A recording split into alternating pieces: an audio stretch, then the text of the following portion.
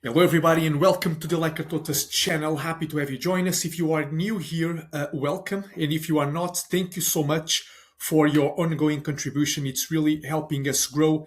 Every single day, I look at the number of subscribers, and we continue to grow, which means we are doing something well, and that makes my day. Awesome. So I know the title of today's video is a little controversial, but by no means do I intend it to be sexist. So let's address that right now. The goal, guys, with every video that we put out is that we are able to equip you with the right tools, right, and the right mental models that will allow you not only to do very well in the stock market over time, but also to outperform the market average. Because I mean, otherwise, why bother selecting our own companies, right? I mean, we might as well just put our money in the low-cost index fund in off to the races. But if you are following the Like a Tortoise channel, then my understanding is that you actually want to do better than average, right? I mean, you don't want to settle for average. You want to do better than average. In these, what I will show you today is the kind of data-driven studies that can actually help you achieve that, okay? So without further ado, let's jump right into today's session. But before we discuss the core of today's video, I want to start as usual, with our educational insights here on LinkedIn. As always, this was put out by Pallavi, who has been working with us for the last few months. She's been doing a great job. And let's discuss exactly what this post is all about, right? So your income is a system, but is it a scalable one? Most high earnings are running on an effort in dollar out algorithm. That's linear growth. The problem, your human capital is a depreciating asset. So in this carousel, we break down why inflation is the bug you are not patching. Compounding is the ultimate hack for exponential results. The 4 M's are the stress tests every investment must pass. Don't be a high-paid hamster. Build a system that actually replaces your effort with capital. How many of us have focused the majority of our working days just putting in the effort, right, in return of that capital? But is there a way for us to actually make money while we sleep? Right? And this is what investing is all about. And this is what we are trying to do right here.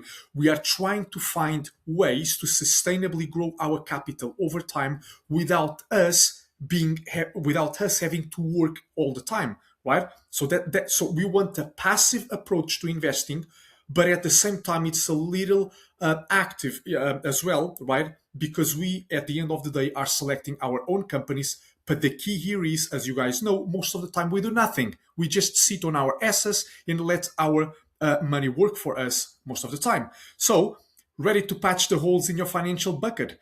Look at this. Importance of investing, part 1. The high earners trap, right? So this is where we discuss income volatility. You are only as good as your next quarter, and your human capital, your ability to work, is a depreciating asset over time. If you don't build a system to replace your effort with capital, you are effectively a high-paid hamster on a wheel. I don't want to be in that position for sure. Inflation is a bug in your savings. Many people believe that money sitting in a savings account is actually the way to go. Well, they are actually guaranteed to lose money over time. So this, I mean, when people say savings account is just it has no risk linked to it. The reason for that is because they don't think of inflation as they don't think of inflation as someone that eats into their purchasing power, and that is a huge mistake. So whenever I put in front of them our compound growth calculator, and for example, if they are compounding money at 4%, right? But then if inflation is at 3%, and you can see the dent inflation does over time to your money, and this is just about it comes down to financial education, right? To protect your hard-earned capital, you need to stress test your savings against the rising cost of living. Investing is not about beating the market, it's about patching the holes in your financial bucket. In here, compounding is the ultimate hack. This is what we want. And by the way, our minimum acceptable returns of 15% per year already account, right, why do I want 15% per year? Look, the market average rate of return over the last 70 years is around 9%. So you want more than that. Right? That's why we are following an active approach to investing. We want at least 15%, and that already accounts for inflation, right? And also, so it accounts for inflation. It accounts for us bothering selecting our own investments, right? But also it accounts for the level of risk that we take, right? Because we are making our own investment decisions by selecting our own investments, and that, of course, no matter how great our framework is, there will always be some level of risk, and we need to build that into our expected returns, and our 15% minimum acceptable rate of return. By targeting a 30% annual return, as we do in the Like a Tortoise framework, this is too optimistic. And so our minimum acceptable rate of return is 15% per year. We are very happy, and so are our clients. They should be very happy with 15% returns over the very long term. That said, we've been compounding at 20 plus percent over years. Look, the framework works exactly the same, whether you are going to achieve 20 plus percent returns or 15% remains to be seen. But the framework is exactly the same, and this framework will allow us to outperform for sure. Why? Because we will be holding higher quality companies relative to the overall S&P 500, right? And we will be holding them at a much cheaper valuation level. So when you combine these two features, doesn't it make sense that we will outperform? Of course it does. And that's the reason we've been outperforming for years, not just months. Right. So let's crack on the 4M system. We use the 4M's framework, meaning moat management, the margin of safety, to ensure your capital is only deployed into businesses that can survive market stress tests. Right? This is how we move from speculative hares to disciplined tortoises.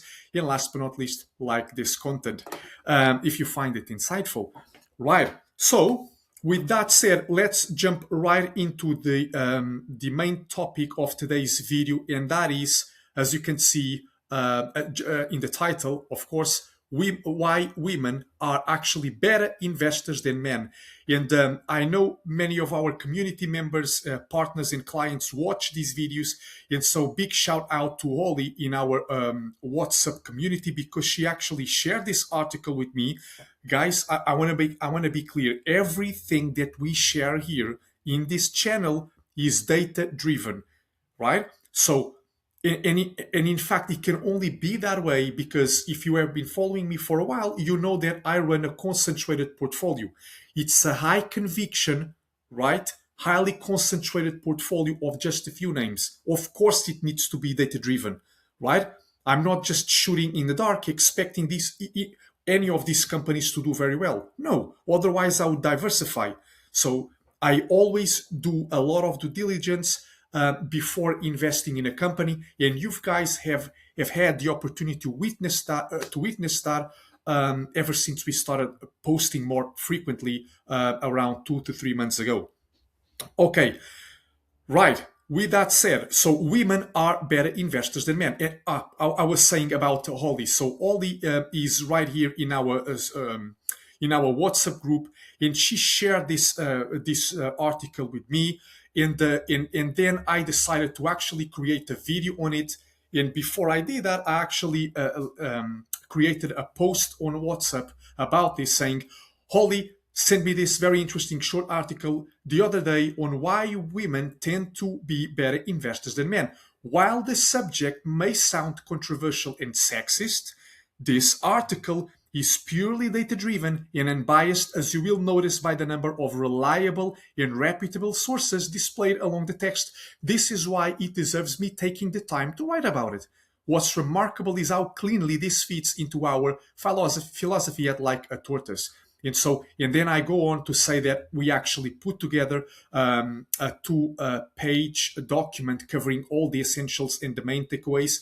This WhatsApp group is entirely free, everybody, and this is where you can have access to the PDFs that I so frequently share here in our channel. So if you want to have access to it, just let me know and I will add you. No questions asked. Okay. Well, maybe the only question that I will ask you is if you are actually in this game for the long term. Because if you are a short-term speculator, then we don't really welcome that people. They are not our audience. So bye. Right. Okay.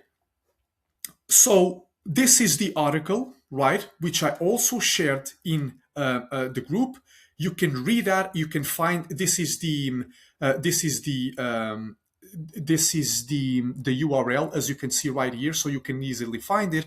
And as always, I took the liberty to put everything in a PDF document, which I will be dissecting along this video. All right. So what are the main findings right here, right? Why women often outperform men as investors. Multiple studies show that women on average achieve better long-term investment results than men, not because they take less risk, but because they invest with superior discipline, temperament, and process. Pay attention to this, because as we continue, right, you will notice a few patterns that I've been so adamant about, right? A few concepts in teachings that I've been so adamant about here in this channel. So look, women trade less frequently, reducing fees and avoiding the performance drag caused by overconfidence. Research from Warwick University found that women traded around 9 times per year versus 13 times for men. And over a 3-year period, women outperformed both male investors and the FTSE 100 by approximately 1.2% annually. Similar findings from UC Berkeley and Hargreaves Lansdowne, oh my goodness, show smaller annual advantages that compound into materially large portfolio differences over time. Right? This is important. Notice a few repeated concepts, right? So temperament, having a solid framework, taking less risk, those things. Women also tend to hold investors for longer and are less reactive to short-term market volatility. On average, women hold funds for over 2 years longer than men, avoiding costly panic selling during downturns, right? Large-scale data from Fidelity, another reputable source, supports this, showing that women are more consistent savers and less prone to impulsive decisions driven by emotion and ego. Diversification plays another important role. Studies suggest women favor diversified funds with strong long-term track records rather than chasing speculative high-risk bets. The result is more resilient portfolios with fewer extreme losses, which is what we want to avoid at all costs, right? What we want to avoid at all costs. You see, and I even mentioned that here in the group, but this was already related to another topic. But what you can see right here is that volatility, ladies and gentlemen, is not risk. Risk is the permanent loss of capital. We should never confuse both. And I see a lot of people making that mistake. Volatility is not risk. In fact, my portfolio, the more concentrated your portfolio, the higher the level of risk. The higher the level of volatility. Exactly because you only hold a few holdings, right? And because of that, your portfolio will be a lot more volatile than the overall market, as an example. Right? It makes sense. So, like if you are holding a portfolio of 7 or 8 companies, if one of them moves like 20-30% in a single day, of course that's going to impact the overall portfolio. It makes sense, and you should be okay with that. If you are not okay with that, then you should consider owning any between 10 to 15 companies, and that's it. And if even that doesn't make you comfortable, then you should buy a low cost index fund and be done with it, right? So okay, diversification. Yes, beyond public markets, similar patterns emerge in business. Despite receiving significantly less funding than men, female-founded companies generate substantial higher returns per dollar invested. That is astounding. Firms with greater female representation in senior leadership also show meaningfully higher profit margins. Finally, research indicates women are more objective when evaluating information, relying less on authority, ideology, or the identity of the messenger. A critical advantage in both investing and economic decision making. So, what is our take right here? How can we use this? How can we use this to our advantage, right? My take, why this fits the like a tortoise philosophy. You will notice once again many similar patterns that we've been discussing here, these concepts, right? These mental models that we have, that we strongly abide by. The evidence above aligns perfectly well with how we invested like a tortoise. Investing is a behavioral game. I've told you this many times. Most investors fail not because they lack information, right? Today, in today's in today's data age, information is widely available. So the reason you might be underperforming the overall market is not because you have access to less information, but because you are probably reacting emotionally to volatility, chasing short-term narratives, and overestimate your own skill. Time and again, the data shows that investors who remain calm and stick to a process outperform over the long run. Here we go, right? Fewer decisions lead to better outcomes. Fewer decisions lead to better outcomes. Our process is deliberately designed to minimize unnecessary decisions. We don't believe activity equals progress. In fact, I haven't sold a single share in the portfolio in over 2 years by design, not by accident. Let's pause here. This is so important that I really want to pause and address this more calmly. I've made the like a tortoise portfolio very transparent for all of you guys, and so the only thing that is not updated yet in the videos that you will see is Constellation software, which as you guys know, who have been following this for a while, you know that I made it. So I made the decision to add Constellation software to the portfolio. So as of now, we have 7 companies instead of 6, right? Cool. That's a very concentrated portfolio. And what's more, I never sold a single share ever since I started this portfolio, right? So it's been about 2 years and a half, something like that. And I haven't sold a single share. Tell me how many people have sold shares in the portfolio, right? Sold shares over the last 2 to 3 years. Many of them, right? But here we strongly believe, and we actually do it this way. We don't just preach it, we actually teach it, and we do it with our own money. So active trading will hurt your results down the line, and so the less activity, the better, right? And think about it. Companies operate in a dynamic environment. Again, we cannot expect companies to outperform every single year. They go through ups and downs, and that's perfectly fine, provided certain criteria for quality are met. Okay, but that is a topic for another video. So let's continue right here. So fewer decisions lead to better outcomes. Patience is the real edge here.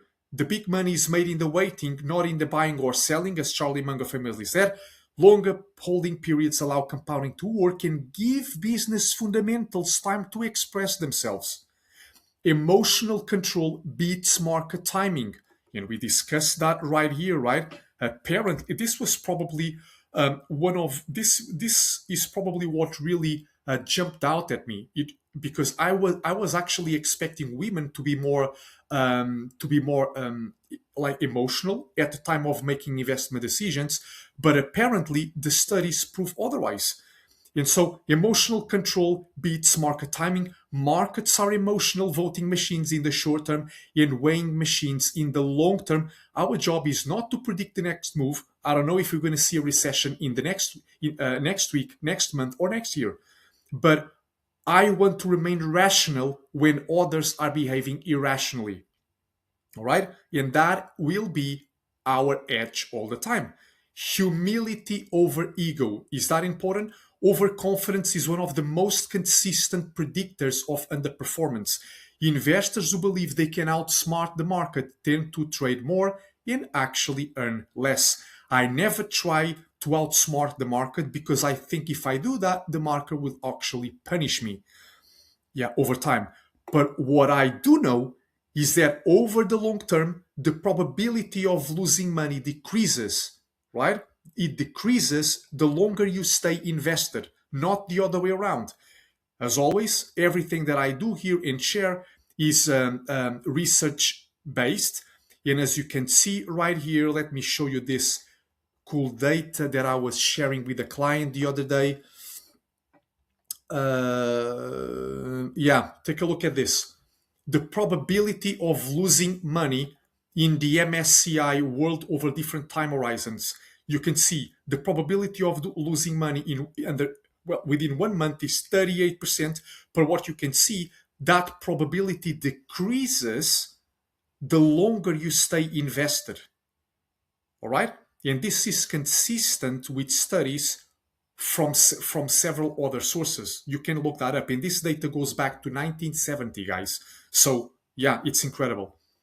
So by playing the long-term game, we already have an upper hand over most market participants. Humility over ego, right? Diversification and survival come first.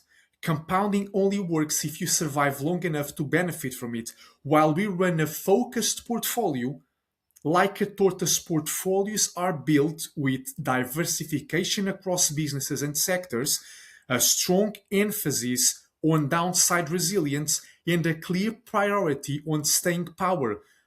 Because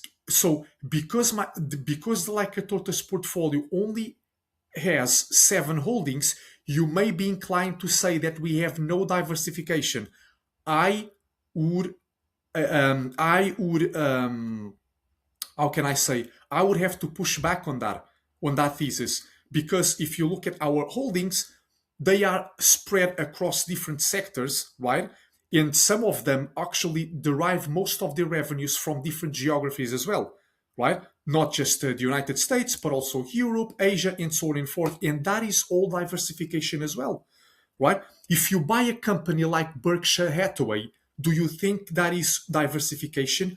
Well, yes, because on top of all the private deals that they've made over decades, so they own many private companies outright, they also have a portfolio of publicly listed companies that give you diversification across sectors and geographies. So even though it's one company, it's a conglomerate, and it's it's like an ETF. It's like buying an ETF. So I think it's important to understand that difference. And also, we follow a strict framework. Yes, so we have diversification across these sectors, but remember, we have a strong emphasis on downside resilience. We always try to protect our downside against more selling pressure. And how you can do that? By buying with a margin of safety, with a significant margin of safety, which is what we do. And we don't buy any rubbish, right? I mean, so whenever you guys, and I know, look, many of you ask me to analyze companies that don't even make money. I don't care if you think the next 10, 15 years are going to be explosive. That is just assumptions. But what profits is the company generating today? Why would you invest in a company that makes no money? Yeah. And so these are the kind of things that you should avoid. In fact, you should definitely avoid them when running a concentrated portfolio. So unless you have a portfolio of, 20 companies, 25 companies, you have no business buying unprofitable companies. It really makes no sense in my in my view. So I hope that makes sense. Right. So I just I share this, and I do hope you guys manage to learn quite a bit. As always, you can read more information on what we discussed right here in this short article. And what's even interesting again is that the author shared all the sources as right here, right? Another study, 4-week study, Claire Francis, the Financial Times. You can see many of these are reputable in the reputable sources, right? Sources. So she actually added the relevant links that you can click on and see for yourself how constructive this view actually is. So that was meant to be today's video, everybody. I'm recording this on February the 19th. I will be posting this tomorrow on the 20th. Also, speaking of guys and audience, do remember that our third live group call is going to take place on February 27th, which is Friday next week. All right. Now that we have more subscribers, I want to make sure that we actually we outdo our last video where about 25 people joined. I want to see more people in this live. Ask any questions that you find relevant, anything that might help you. Again, and let me know who you guys are in how I can tailor future content to address your needs. Okay. And as always, if you feel like, if you want to send me a message, I always read every comment that you guys put out. And but yeah, you know where to find me, right? I think my email is also available. So guys, if you like this video, smash the like button. For the ladies watching this video, I mean, look, I mean, it seems like that the odds are in your favor as far as the investing is concerned. So congratulations. But for us, men, we can learn, right? We can actually learn from the way humans are biologically created, right? Biologically built, and we can work these findings to our advantage. And if we follow the like a tortoise approach to investing, then we are well on our way to achieving that. So smash the like button if you find this insightful once again. And thank you so much for everything, everybody, and speak to you soon.